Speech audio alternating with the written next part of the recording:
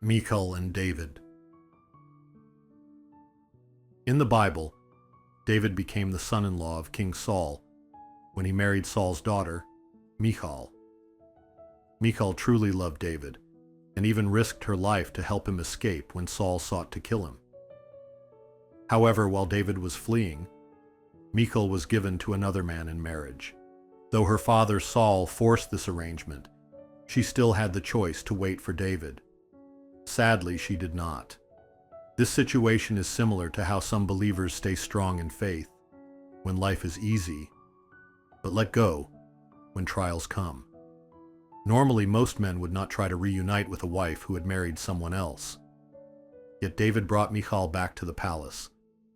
Although there may have been political reasons, we cannot ignore the emotional difficulty behind this decision. This story is not simply about David's family. It also reflects how Jesus seeks us, even when we fail in faith. Just as Peter denied Jesus 3 times yet was forgiven, and made a leader of the church, and Paul, who persecuted believers, was called by grace, this story shows how God's love restores those who have fallen. If Michal had believed in God's promise to David and waited for him, she would not have remarried. Even if she did not know God's full plan, trusting in David's future as king could have been enough for her to remain faithful. In the same way, waiting for the Lord's return can feel uncertain. We do not know if we will go to him first or if he will come to us while we live. But we must keep our faith and continue to wait. Just as David eventually called for Michal, the Lord will surely call us one day. Unfortunately, when Michal saw David dancing with joy before the Ark of the Covenant, she despised him.